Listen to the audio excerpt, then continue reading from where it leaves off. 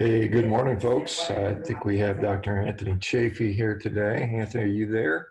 Yeah, I'm here just trying to get my camera going. Can you hear me all right? I can hear you. Yeah, perfect. Good morning. Or I think it's morning. I don't know. Is Yeah, it is yeah. it is it late in the morning, early in the evening, or where are you at? You're in Australia? Yeah. So it's actually midnight for me. So it's just now the morning, very early Okay. morning. Okay. Well, thank you for coming up with this crazy hour. We Sorry. have we do have a number of Australians that actually tune into this time, which always sort of shocks me, but nonetheless. Anyway, the time zones are kind of challenging. So tell me, so we're waiting on, I guess we're trying to get your camera going if you. Yeah, sorry. I don't know why this isn't working here. It normally does. Yeah, I don't know what's going on here with my camera. Yeah, we can certainly do it without the camera. That's fine. It's going to be on audio. Most of it's going to be podcast audio anyway. So, um, and we could put a standing picture of you from last time there, perhaps. Anyway, well, tell me, it's been, I think, about a year since we last chatted. If I'm not mistaken, I know you were in Australia furthering your uh, medical education is the last time I talked. So what's the latest update with your personal situation, if you don't mind? Yeah. So same as just continue on with um, residency in neurosurgical. So I'm doing my neurosurgical training down here.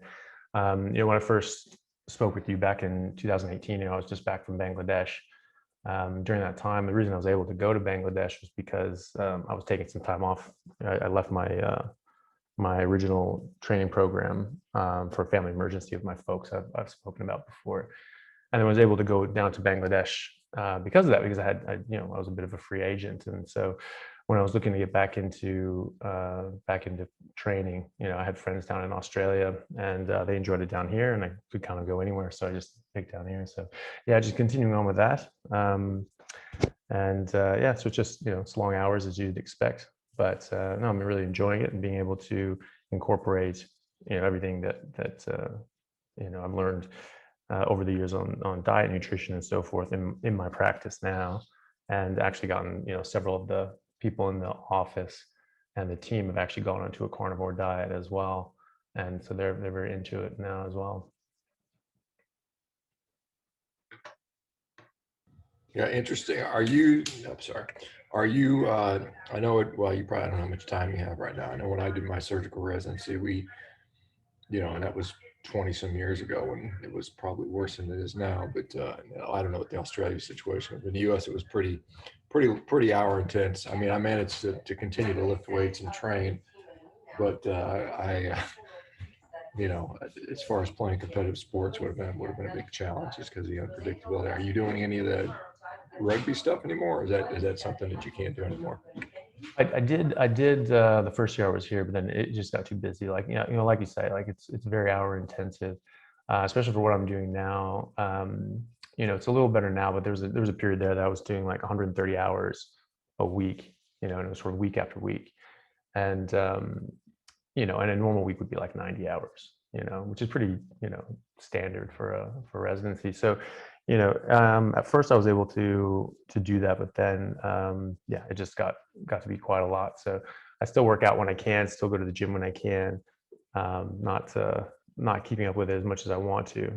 I'll get into streams of it, but yeah, I still try to keep fit and keep active as much as I can. But and then if I get a bit more time, I'll definitely try to get back onto the rugby field. But yeah, I just have to pick my moments. The I know in the U.S. a neurosurgery residency I think was either 5 or 6 years depending on what program you went to. What's the length of time out there for that? It's yeah, the training program itself is roughly the same amount of time, sort of 5 or 6 years, but it can also be add-on years because you don't go straight on to like the training program straight out of medical school here as you do in America. So you'd have to basically work your way up, and you sort of build your resume, as a working doctor in multiple different fields, and then you build your resume up and then apply to different sort of training programs. So some people get on medical training programs, being less competitive. They could get on after a few years. The more competitive surgical specialties, it can, take several years. Some people will be, 7th, 8th, 9th year doctor, and they're still trying to get onto a training program. You'd be an attending sort of twice over in the States in many fields. So it just depends. Yeah. But the actual training program itself is 5 to 6 years, depending on how, because there's integrated, research and different sorts of things that you have to, the different sorts of milestones that you have to hit, and before you're able to take your fellowship exams. So people generally do that in about 5 or 6 years. All right. Well, what is there any particular topic you want to touch upon today that you feel that you'd like to discuss that you haven't discussed in the past, or some kind of update on something? Yeah. Well, I've been seeing more and more, different sorts of people, talking about, like reincorporating, like, sugar and fructose, and how it's like a great idea somehow. And I've been quite surprised by that. I've seen different sorts of people, like, obviously, like, Dr. Saladino, and there's, like, the website CarnivoreDiet, some that has some, really good information on it. But then they're talking about how they're reincorporating like honey, and I think CarnivoreDiet is talking about, I think he's like incorporating like something like 40% of his calories are now coming from orange juice, because somehow he was saying that, like, fructose is, villainization is a scam or something like that, which is quite surprising to me, because I mean there is so much hard data showing just how toxic fructose is. Obviously, Robert Lustig's been sort of leading the charge on this since 2009. But I was watching something by Saladino, and he was saying that, it's like, well, people eat honey, and there's this study that shows that it has this improvement here, and there's this big thing there. And it's like, well, yeah, it's a complex substance. It's not just sugar in there. It's food for bees. But the same people, that say, like, well, milk is food for baby cows, not food for humans, and yet they say, oh, honey is good for you. Well, honey is good for bees, I'm sure it's going to have some things that are good for us too, but there's other things in there as well. We're not bees. And fructose in and of itself, is harmful, and so I think Saladino was saying that it's like, well, if you're not, metabolically sick, eating some honey is okay, sort of ignoring the fact that there's quite solid evidence that fructose causes metabolic disease, causes metabolic syndrome. Lustig has, I think, published almost 6 studies now showing causation between fructose and metabolic syndrome, and in his patients at UCSF. And so, I think it's, and then you tell people they can eat honey. It's just like saying, when I have, patients or friends, you say like, well, they ask about dairy. Is dairy okay? It's like, yeah, it's a little bit, as a condiment, melt it on your meat, or have some milk every now and then.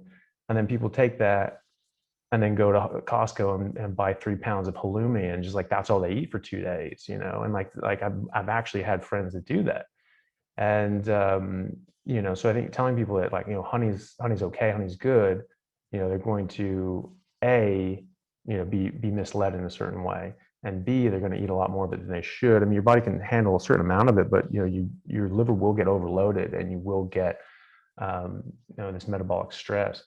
So I've just been very surprised by that. I know that I've seen, you've had a couple people on, talking about the pros and cons of honey, and a couple of dentists, one were saying that it was bad, the other one was saying that it was fine. But I just think there's an absolute ton of evidence to show that fructose is absolutely toxic, and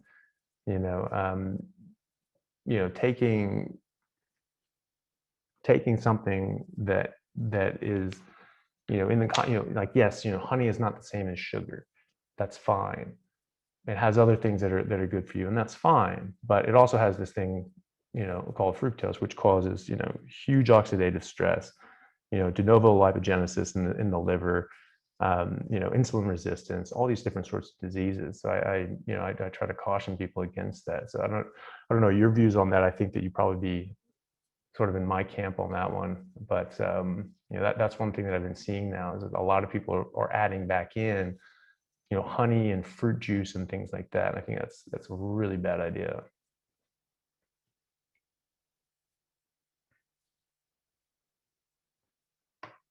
I can't hear you there. I think you're muted. Yeah, I mean, certainly I'm aware of a fair bit of literature that would paint fructose as a problematic substance.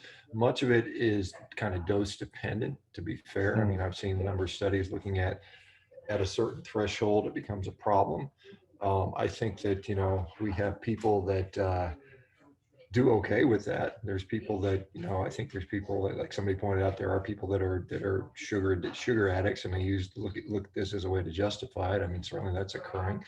I think, a metabolically healthy person can get away with eating processed junk food to some degree too. I mean, it doesn't mean continuing to eat it over the years is going to be helpful. And, like I said, I don't think that, um, maybe getting 40% of your calories from orange juice is a good idea in my view. But I mean, like I said, that's, again, at the end of the day, the proof's in the pudding, and depending on what the results are. And, is it extrapolatable to everybody? And does it set other people up for a slippery slope? That's probably an issue. I mean, I'm not going to say that no person can ever have a teaspoon of honey in their coffee ever, and all of a sudden they're going to die. But I mean, I think, I think there's probably some truth, in both. I mean, I think certainly, um, if you're consuming large amounts of sugar or whatever type it is, whether it's fructose, glucose, sucrose, galactose, whatever, I think you're going to end up with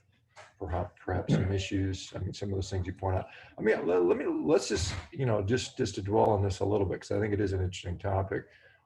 When you say there's tons of studies, which ones are you referring to? Where do you, I mean, we might be able to share the screen if you have any of them available. We could kind of look at that. Yeah, I wish I could. Yeah, I can't get this thing to work. So a lot of them, come out of, from Dr. Lustig's work. So Dr. Robert Lustig from UC San Francisco. Yeah, He published several studies recently where he did a study with 46 kids, and these were all metabolically sick, unhealthy kids, and so they want to say, like, okay, let's just try to take out the the sugar, the fructose specifically. So they kept the same calories, but they replaced, they gave them junk food, like actual like crap food, but it just didn't have the fructose in it. So they replaced like the sugars with containing fructose with like starches, so they get like like bagels instead of donuts and things like that. And so they had the same calories, and they actually talked to them every single day, and they weighed them every day, and like they would tell them to actually eat more if they were dropping weight, because they wanted them to be eating the same amount of calories and stay the same weight. And at the end of this, all their blood markers, for metabolic disease, and they were all very sick, they all improved. And not only that, but their de novo lipogenesis in their liver was cut in half, and that's a problem with fructose and ethanol. They're both metabolized the same way or into the same byproducts as by the liver. And so you get this de novo lipogenesis. And so that's sort of his theory, is that the hepatocentric model of metabolic disease, as opposed to getting fat and then getting metabolic disease. He argues that because you have a lot of diabetic people that are quite skinny in India and China, so obviously we know that skinny people get diabetes and metabolic disease, and there's actually more normal weight people in America who are metabolically unwell than overweight people, but there's a higher percentage of overweight people that are sick in America, but the total numbers are actually in favor of the skinny people. So just because there's more of them. But so he found that just reducing the fructose, well, correcting for as many confounders as you can, but keeping calories the same, keeping the weight the same, and just taking out the fructose, that drop all their markers, these kids had an elevated lactate level. These kids were sick. They had and dropped their triglycerides, dropped their lactate, improved their oral glucose tolerance. That's improved all their markers, and so and it reduced their liver fat by 22%. And so that was the thing that he was arguing, was that it's actually eating fructose, eating ethanol, or consuming ethanol, that you can overwhelm your liver. And like you say, you can certainly handle a certain amount of this, but at a certain point you will overwhelm your mitochondria, and it will go down a different pathway, and you'll have to package this stuff up and get it out of your liver as VLDL. So it goes from citrate to and over to VLDL, and some of this stuff, a lot of stuff gets shipped out of the liver and into your systemic system as VLDL and triglycerides and so forth. But some of it stays in your liver, and these are fatty droplets. This is where you get fatty liver disease, non-alcoholic fatty liver disease. It was like before 1980, if you saw someone with fatty liver disease, you'd be like, oh, this guy's an alcoholic, but we don't do that now. Now we've got 10-year-olds that are getting. I remember back in the 90s, there were 10-year-olds getting alcoholic liver or liver disease, and everyone's like, but this kid's 10, he's never drank alcohol. How can he get fatty liver disease? Only alcoholics get fatty liver disease. So now it's non-alcoholic fatty liver disease, and it has been shown biochemically by the biochemistry department at UCSF, I think 2008, 2009, that fructose is broken down into the same constituents as ethanol and causes these fatty droplets, causes this fatty liver disease, and causes insulin resistance in the liver itself, which then sort of kicks off this metabolic syndrome process. And so this study, it's 46 kids, so it's not the biggest study ever, but it was a very good study because every single one except one, there's one outlier that didn't improve on this, and he sort of stayed the same. Every single other kid improved dramatically on this, so it was it was quite good from that standpoint. And one of the other things that he was talking about was cancer and different things like that. Because of the higher we talk about like glycation and so forth of red blood cells, is how we get HbA1c and diabetes. Glucose obviously does this, but fructose does this to a much higher degree, and there are a number of reasons for that. But whenever you do that, you kick off reactive oxygen species, right? So, free radicals, everyone talks about, we want antioxidants, to get rid of your free radicals, right? So that process kicks off free radicals. It's a Browning effect, it's the Maillard reaction, okay? So this causes aging, this causes, reactive oxygen species, and fructose does this 7 times faster than glucose, and it kicks off 100 times the amount of reactive oxygen species. And so you can overload your body with this, so certainly having some of this is fine to a certain extent. But like you say, it's, some people get carb addicted, and they get, they can get, addicted to food. And that's a very common thing. Fructose itself can be addictive. It's, Lustig has shown in spoken about in some of his writing that, that fructose gives off, a dopamine response. So this can actually be addictive in a number of ways. And then, people get, back to carb addicted. It can increase your hunger because, blocks leptin and so forth, increases your insulin, and that also blocks leptin. And so you get in this pattern where, you're feeling hungry when you shouldn't be, and you're getting sugar cravings. And I think that can be dangerous in people that have a problem with that. Some people can do that, like you say, have some honey every now and then and be fine, and other people will get caught in that sort of cycle and trap. And so I think as a general piece of advice, especially the people that are trying to heal themselves and are new to this whole sort of way of thinking, way of approaching food, I think it's best to avoid say, yeah, honey's fine, just because it is a certain subset of fine. Let me, one of the things that I think we're finding with more and more nuance is that, a metabolically sick person, a diabetic, an obese person, someone with maybe a dysbiotic gut is going to react differently to different substances than someone else. So Lustig's taking fat kids, basically, they're clearly already compromised. And perhaps, if we have some, because, there's people around the world that eat fruit. Yeah. And they're not sick. I don't want to sound dogmatic here. But I mean, again, I think you're dealing with two different subsets of population. And so, You know, and again, I'm not a proponent of gorging on sugar or honey or whatever people talk about, but I think when we see, you know, I mean, the same argument can be made with meat. I mean, I look at things like, you know, TMAO production, you know, trimethylamine oxide. You convert from Mhm. TMA, which is produced in the gut, which is then converted in the liver, to TMAO, which is associated with heart disease. And we see that when people have renal failure, chronic kidney disease, their TMAO level goes up. When they have gut dysbiosis, their TMAO level goes up. And so when you introduce meat into that system, you're going to get increased elevated TMAO. But if you don't have, Yeah.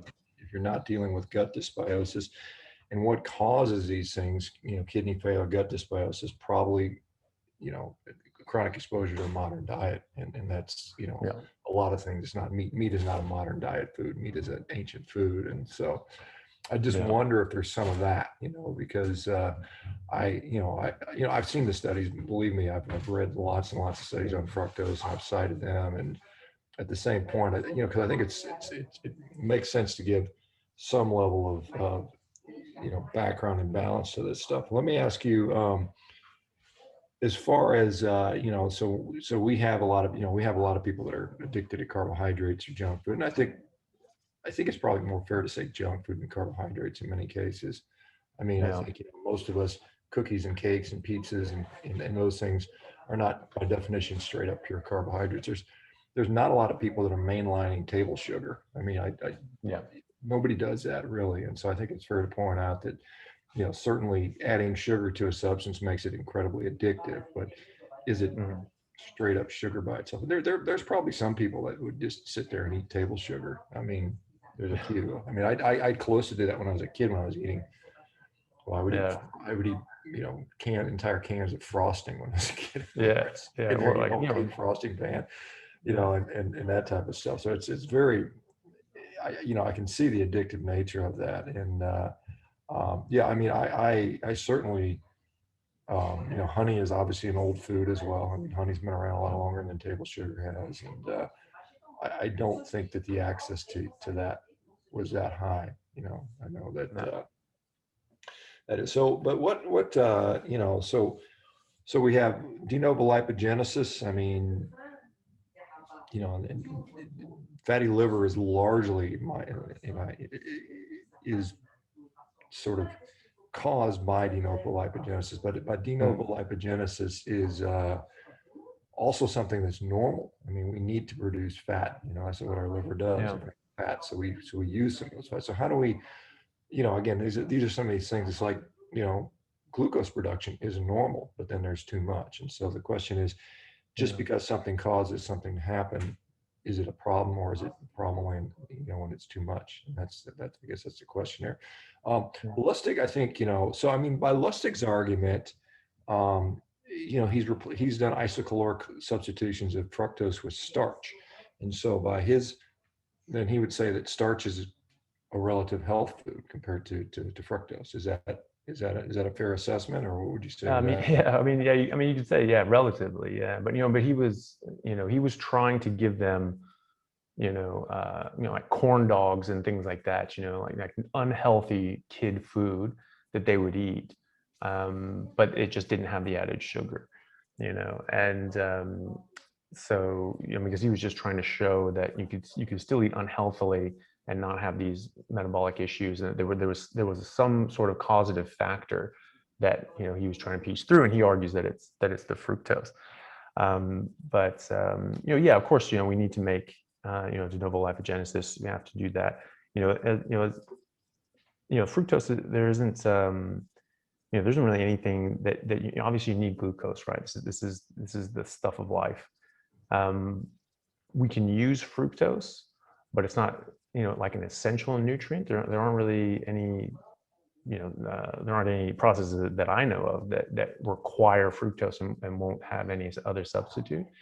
And when you overwhelm your liver with it, you get this basically as sort of described as it sounds like a defense mechanism from Lustig's standpoint of de novo lipogenesis, turning this as well as alcohol, turning this into VLDL and triglycerides just to get this out of this form and move it on and get it out. And so they looked at quite a lot of different people.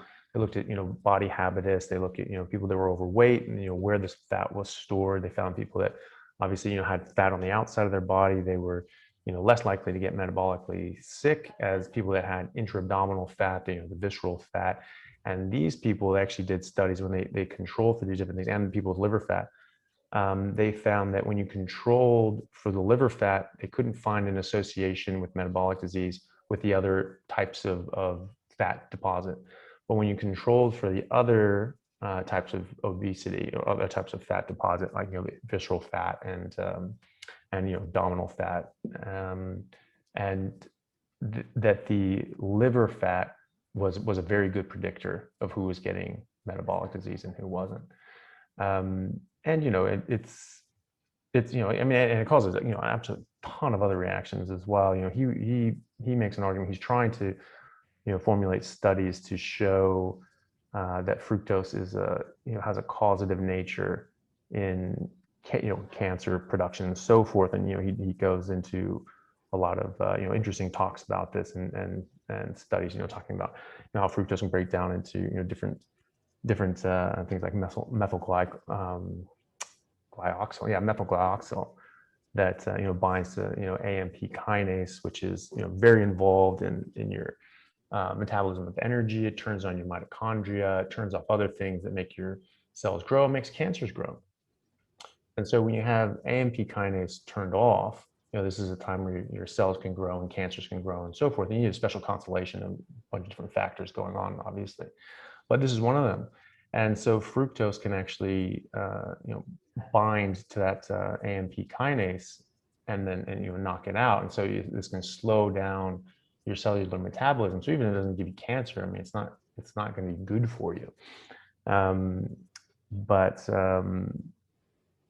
Yeah, I mean, I think, I think you have mentioned before, like different studies with, African populations where, just looking at like teeth, hygiene and things like that, where, people that were eating a lot of honey, they were getting a lot more tooth decay. And like, I think there was one about like the males, when they would be out, they'd find honey and they would eat a lot more of it. And so they were having a lot more tooth decay than the females in their tribe and so forth, because they had, less exposure to honey. And, like you say, different people, are genetically predisposed or protected from this. You see like, Latinos are more likely to get this liver fat, this fatty liver from fructose and alcohol than Caucasians or even people of African descent.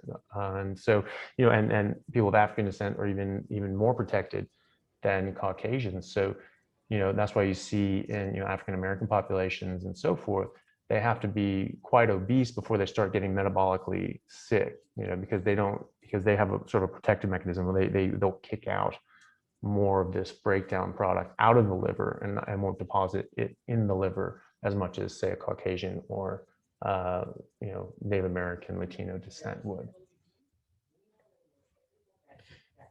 Yeah, it's interesting. Let me ask you about, just continuing with fructose. I've seen some recent studies looking at the way fructose is handled in the gut, and that much of it is converted before absorption by the gut cells themselves to perhaps glucose, I believe. I can't remember. I don't know if you've seen that recent study that came out, but like I said, it's kind of interesting to see that there's a lot of perfect context around some of these things. And so this is a thing, there's people out there that say there's no problem with carbohydrates, or sugar, even before sugar is completely harmless, and that metabolic disease, obesity, and so on and so forth are related to seed oils and seed oils alone. And my sort of retort to that is, there's some pretty fat people, and you can look at, just put up a picture like Henry VIII, I think, was known as a big fat guy. And, he had gout and probably diabetes and died, I guess, I can think relatively early maybe, but he, we've got fat people throughout history that got there long before the invention of seed oils. I mean, the ancient Egyptians were known to be corpulent and suffering from cardiovascular disease and probably insulin resistance. And so what are your thoughts regarding, the theory that sugar carbohydrate is completely innocuous, and that it's all related to overconsumption of omega-6 fats, particularly as they come in the form of seed oils. Yeah. Well, I think it's, like you were saying earlier, it's going to be a mixed picture on all these sorts of things. I don't think there's just one thing or the other. I think these all contribute to, poor health, and, the different things that you eat are going to cause different, disruptions. When you move away from, our biological history, in what we eat and things like that, we're going to disrupt our normal metabolic biochemical mechanisms, and we're going to see different problems with that. We saw the trans fats, and we just completely threw a spanner in the works because it's something that's never seen in nature, and now all of a sudden it's going through our body, and it, reap merry hell. Well, the same thing happens to a lesser extent with things like seed oils and things like carbohydrates, but there's quite good evidence, that both are bad. And I don't think that it's a great argument to say that carbohydrates don't cause anything. I mean, simply put, our natural metabolic, I argue that our natural metabolic state is what we would have been taught in undergrad in biochemistry is a so-called fasting state. I don't believe that that's true. I think that that's our primary metabolic state. That's the primary metabolic state of most animals in the wild. That's where all of our heavy machinery comes to bear. When you disrupt that, you're changing a lot of these biochemical processes. Most simply, you're like we're talking about with glycation and so forth. High blood sugar is dangerous. This causes you're going to rapidly increase glycation in your body. It's going to increase the Maillard reaction. It's going to increase oxidative stress and premature aging. And so we in a defensive mechanism, we jam up our insulin to get our blood sugar down. I believe it's a defensive mechanism. Breaks your, gets your blood sugar down and as quickly as possible. But your insulin is going to stay up for a while. This is where the intermittent fasting sort of people come in. They sort of wait out the clock on that because the insulin stays up for something usually about a day.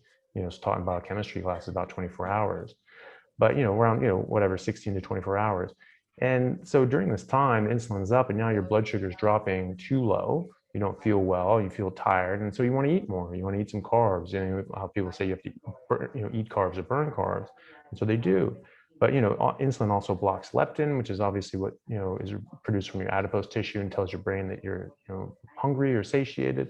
And so fructose also independently blocks leptin. So when you're eating these sorts of things and you're jacking up your insulin, not only are you messing up your metabolism in a lot of other ways, but simply you're making yourself feel like you're hungry when you're actually not, and you have enough calories, and so it ends up causing you to overeat when you don't want to. And people are just listening to themselves. They feel hungry all the time. That was the traditional argument, is like you should leave the dinner table 80% full.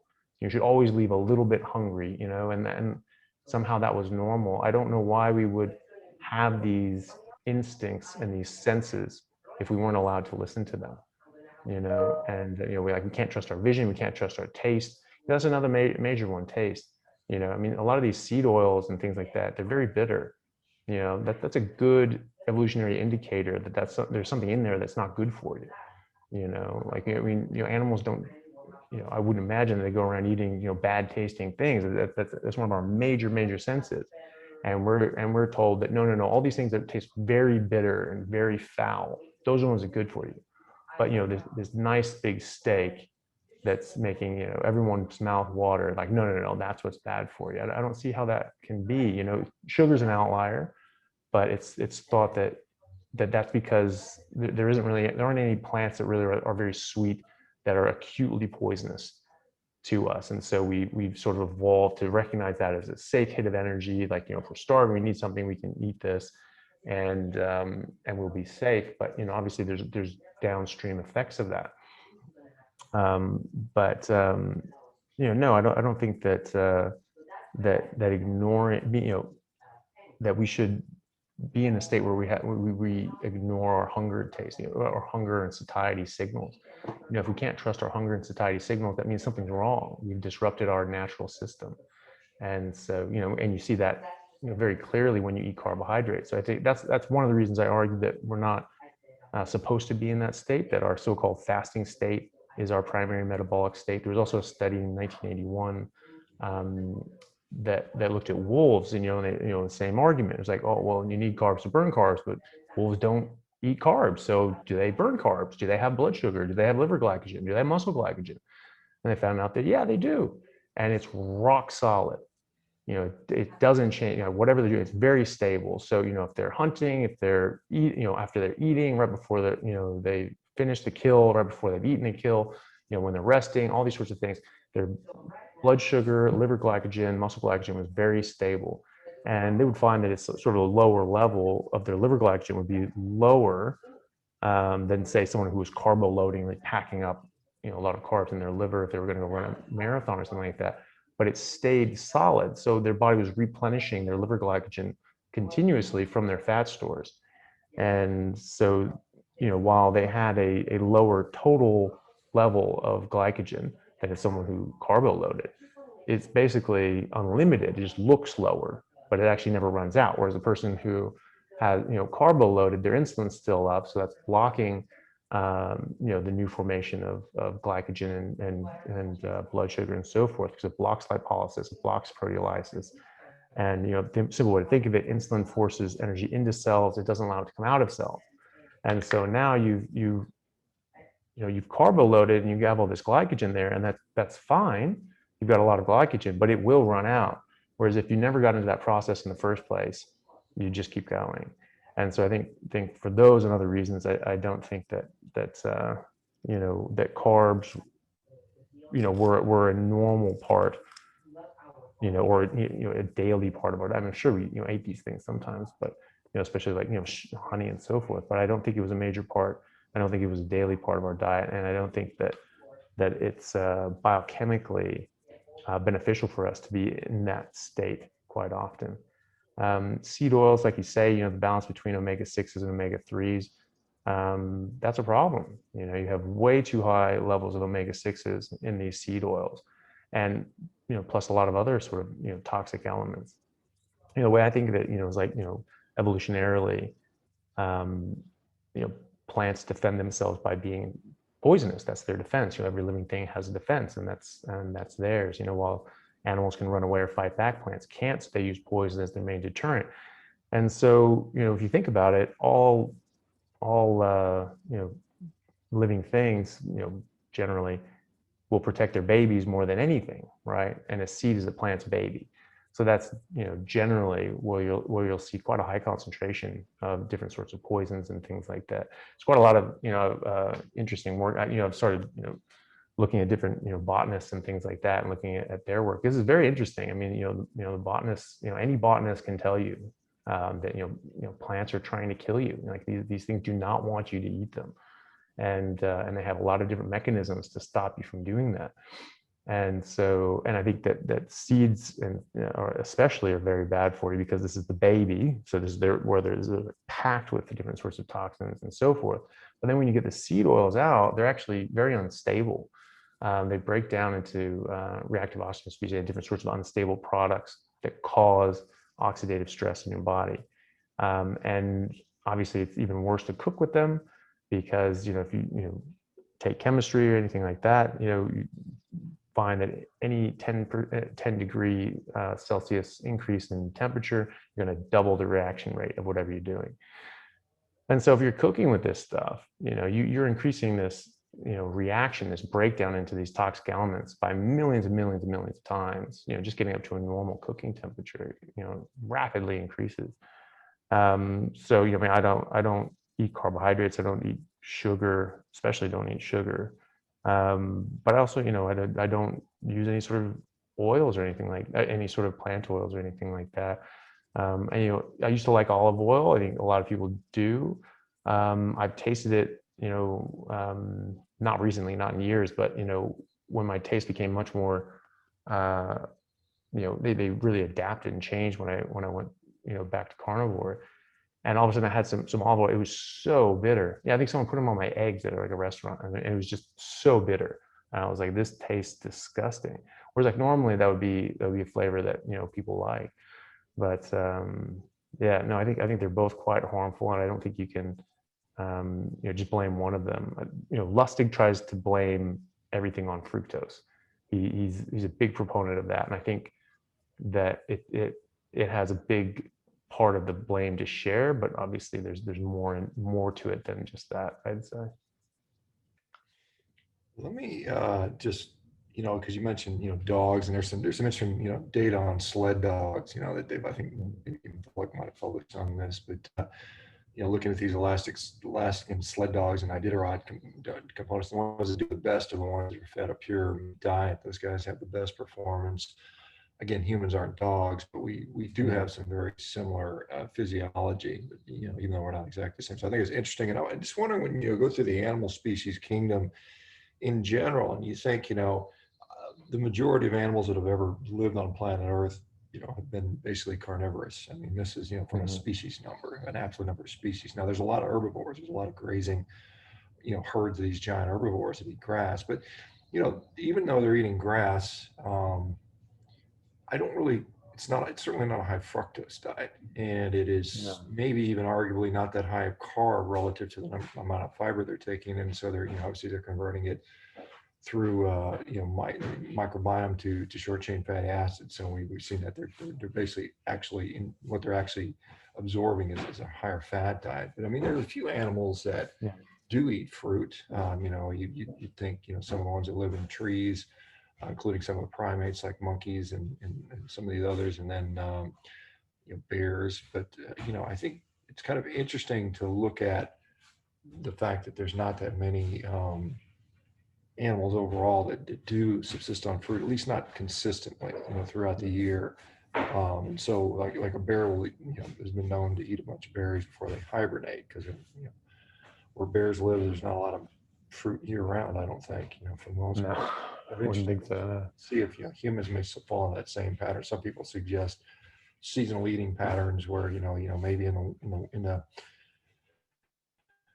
fall you load up on berries to increase your fat. The de novo lipogenesis, you increase the fat stores for the potentially leaner times during the winter when maybe game is not as plentiful, or it's harder to hunt. Obviously in the modern environment, that sort of relative dearth of calories is never an issue, because we're always exposed to food. So do you think there's any thought to periodization of different foods for humans? You mean just eating purely one thing or the other sort of thing? No, I mean, just, like I said, some people would advocate, hey, we can have some seasonal berries in season, depending on location and that type of thing. Yeah, I mean, I've read a lot of original sort of material from like the original explorers, like and colonists, to America and to Australia and so forth. There's always a chapter. There's always something on the diet of the natives, and they always marvel that they're pure carnivores. They only eat meat. They're beautiful, just statuesque people. And the men are very, very strong and fit and active, and they live great ages and all these sorts of things. And there was one and they don't eat any sort of plants, and they'd offer them some and go, oh no, I don't want it, or even offering them the meat that they normally don't eat. There was like in Tasmania, they just ate mollusks and abalone and things like that. They just loved it, and the explorers offered them like just normal fish. They're like, ugh, no, get it away. We just want the abalone. So they're very, very specific. There was one I was reading where they came out to sort of northern New England, and they meet sort of the different Inuit tribes and so forth. And they were saying, there's just like, well, look, I understand that 9 months out of the year, it's just covered in snow, and so you have to eat the animals and so forth. But for 3 months out of the year, as he said it, surely they could live off the bounty of the land and all that sort of stuff. But he was like, but they won't do it. And so, I'm sure that people have, and I'm sure people do, but I don't think that it was the norm. And so obviously, like you say, things are dose dependent. And if you have a, bit of something that's bad for you every now and then, and you don't have access to it the rest of the time, it's not gonna be as bad as if you have a supermarket right next to you and you're just buying all this stuff. But there's a lot of argument there's a lot to be said for, us turning carnivore and really evolving into what we are today, because of the turn of the ice ages, and because we didn't have access to any plants that we formerly ate or any of our, previous ancestors formerly ate. And we had to, the only ones that survived were basically these guys that could survive as pure carnivores and were already hunting and using tools to, kill and dismember animals. And, and so you have those populations where, sure, you may have access to honey sometimes of the year, or fruit sometimes of the year, but during the ice ages, the majority of people didn't have access to any of that sort of stuff at any time. And I think that's more likely to be what's healthy for us. You said about the bears, I think that it'd be interesting to look at that and see if they were like the different kinds of people. They have probably a different reaction in their liver to the fructose and so forth. So maybe they're kicking off fat out of their liver and not getting this hepatic steatosis, and that they're packing on just normal fat so they can store it for the winter, and that's an advantage for them. It might be that would be interesting. I hadn't looked into that before, but yeah, you're right. I mean, there are obviously bees eat honey. That's what their food is, and so they thrive off this stuff. But they're insects. They're very far away from from mammals. But there are some things, but very few things, like you say, that subsist on high carb, especially high sugar foods. And so while it may not be that bad for us, I don't think it's optimal. And I think that's the difference. When I talk to people, is it bad for you? Like, a bit, but the point is that we're talking about optimal nutrition, and optimally, I don't think that that honey is going to be a part of that, or fruit's going to be a part of that. I think that you can have it sometimes as a treat if you can handle that and not sort of gorge on it. But not everyone can. And if you want to be optimal, I think you just avoid it, which is what I do. Yeah, I mean, there's certainly evidence. There's a number of zoos that have actually banned, feeding monkeys bananas and stuff like that. I've seen one in the UK where the actual monkeys were getting fat and diabetic from overconsumption of fruit. And then the other comment about surviving, you couldn't survive unless you could do it as a carnivore. I think there's certainly in certain parts of the world that's probably very much true. I mean, you would say, hey, look, if it gets cold and there's no food, and I think not even arguably, I think we clearly spend much time as humans in ice age environments. That was most of the Homo sapien experience has been through ice ages, and so if we weren't able to live and survive off of basically just a meat-based diet, at least for significant periods of time, we would have perished as a species. And so I think we do have that, certainly that physiology. And again, the question, the debate about optimal is always a hard one, because how does one person define optimal versus another?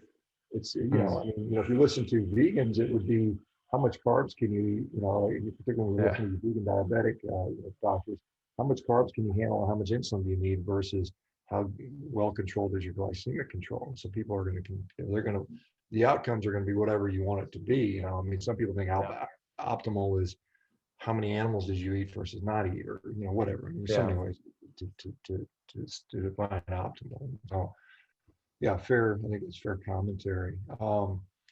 Let's see what else we have a few more minutes here to get another quick little topic in there. What are your thoughts on protein consumption? There's you come from an athletic background just like I do. My personal opinion is I tend to skew more towards protein. There's other people that tend to be much more in the high fat camp. And I think that, again, these are all relative terms. What's high for one may not be high for others, and what's high protein for one may not be high for others. So where do you, I mean, well, I'll just ask what in regards to your opinion, what's your personal fat versus protein intake look like? For me, I mostly just go by taste these days. I just sort of like, if something's tasting sort of bland, I'll just, like have something more fatty, or put some butter on it or something like that. So I generally do that. And, obviously, well, I think there's a direct relationship with, hard stools and so forth, and fat consumption. If you're not quite getting enough, then you're not getting a bit of excess that goes through and softens all that stuff up. So I sort of listen to that. And I think I'll sort of up it up. But when I was doing this originally, when I was back, playing rugby professionally, I got, it was in the era of fat's bad and cholesterol will kill you. And so, I didn't have all the pieces together at that point. It was 20 years ago, something like that. And so I was still eating low fat, but I was just not eating plants, because my cancer biology professor, we went through all these different toxins and carcinogens that were in plants, and and he said, flat out, like, look, plants are trying to kill you, like, just don't eat them. And so I stopped, but all I was doing was not eating plants. That was sort of as far as I had taken it. But I was still sort of eating low fat, and I was still drinking milk as well, like low fat milk. And I felt great. I mean, I felt superhuman. So I was performing really, really well. That was mainly a protein driven diet, and sometimes you would get like ribeye steaks and eggs and things like that, and like ground beef. I think I was getting like 70 something percent. I think that was probably the fattiest that I was getting, and I was performing really, really well. The best I've ever performed, in that environment, because versus not being on a carnivore diet without realizing it. Now I will eat more, and that time too, not to be talk too much about it, but like I did get very hard stools, and so it'd be like once a week I have just this enormous, like, very hard thing, and just be like, Jesus Christ, what is that? And like, whereas now I'm looking at it now, I think it's like, okay, well, that means that I if I had more fat, that would move things through faster, I wouldn't be in that position. And so I sort of just do it by that. I don't really count it at the moment. I just go by taste and just basically how I'm feeling. And so I think that either way is fine, just depending on how you feel, because I've certainly done both. I've taken ribeyes and melted butter into them and felt great. And then, like, the other side of it, I was eating, just normal ground beef and just lean steaks and things like that, and drinking non-fat milk and feeling just as amazing. So I think that I haven't, I should probably try and tinker with it and see exactly how I go. I think the big thing is too is if I had more time to train and play, I think it'd be a lot easier for me to sort of answer that and sort of compare. But at the same time, since I've been eating a lot more fat, I do feel great. I'm able to work out, very long and hard, just like you are as well. And yeah, I definitely eat more fat than I did previously. I'll put it that way. But I generally just go by taste. So it's hard for me to say what's right for everybody, exact percentages and so forth. I do know that, like, in the wild, a lot of animals do eat quite a lot of fat. Carnivores, like 66% of the species out there, like you say, most animals that have existed have been carnivores.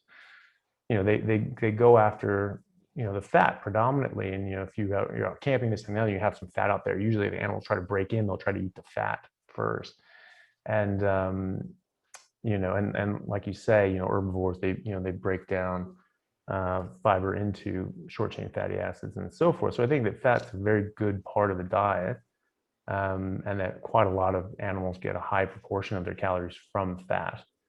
And so I just sort of let my body do the talking, really. Did you change? Sorry, go on. No, I was just going to comment about the animal comment. I think one of the problems with hunting, with carnivore animals, is fat is relatively scarce. If you look at the animals, say a lion is hunting, they rarely get elephants, they rarely get rhinoceroses or hippos, which would be the larger animals that humans sort of gravitated towards early on. I mean, they're just too big for most of them. Occasionally they can take down a baby, but it's rare that a lion will get a full-grown elephant. It occurs very occasionally, but not very often. So they're usually eating zebras and wildebeest and whatnot, maybe a water buffalo occasionally. So they're usually eating these leaner animals, and so they preferential fat. So I think this is a misconception we have. Fat is essential for humans. We have to have some. The question is, what is that percentage? How much is it? We saw the errors that people made during the ketogenic diets where they're gnawing on sticks of butter to try to keep these fats to these incredibly high, probably perhaps even unnatural ratios. If you look at dog feeding experiments, it's kind of interesting. If a dog starts a diet and they're relatively, I guess, coming from a place where they're relatively malnourished, like I say, if you put a dog from a standard kibble diet where it's mostly grain and protein, they will probably, and they do, they've shown this, they will preferentially eat a high fat diet.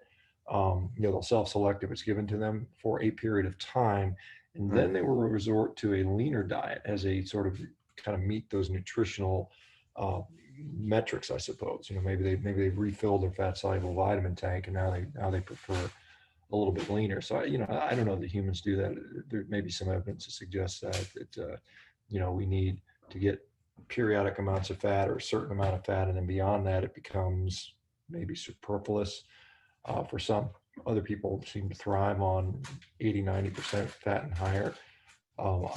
Again, my personal experience and what I see for most people is, if the goal is to be very, very lean, at a certain point, getting to that, as a male, maybe sub 10% body fat or 12% body fat, it's hard to do on a high fat approach. And that's been my experience. Or, certainly, I mean, I guess if you could do high fat but very low calorie, you might be able to get there. But then that's also a bit of a, I don't like eating low calorie. I mean, I just don't. I mean, if I have my druthers, I'd eat a high calorie diet any day. And I think most people would, just because it's just what you're designed to do. And so, it's interesting. Anyway, well, Anthony, I unfortunately have to run. Can you let us know where people can go to find out? I know you're active on Facebook. I almost never go on Facebook for whatever reason. I've never really enjoyed that platform. But where can people find you if somebody's in Australia that wants to I don't know, find out where you talk to you in person, or what?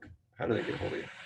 Yeah, so I'm active, like you say, on Facebook, but also on Instagram, Anthony Chaffee, MD. And also have a website that is coming together. Is just the CarnivoreLife.com. So that's coming together. There's a few things on there now, but trying to actually, when I get a bit more time, put a lot more content on there and so forth. So so that's the website now, the CarnivoreLife.com, and then my Instagram is Anthony Chaffee, MD. All right. Well, thank you very much, Anthony. Thanks for staying up. It's 1 o'clock in the morning. Get some sleep. I mean, gosh, I don't know if you're on call or if you're... I actually am on call. I start call in the morning, so I'll be on for like 50 hours straight. Yeah, so. I remember those days. I don't miss those days. Gosh, good luck to you, man. I know it sucks, but anyway, hopefully the nurses don't beat you up too much. I remember being on general surgery call, and I mean, my pager would not stop. I mean, you would get 10 pages in a row, and it was just like you couldn't even sit down. I swear they had a camera. The second you closed your eyes, they started calling. It was like there was something new. They didn't want you to sleep. So anyway, all right, guys. You guys have a great day. We'll see you guys tomorrow. We'll see you. Otherwise, have a great weekend. But we'll be back tomorrow. You guys take care and stay strong. Bye-bye,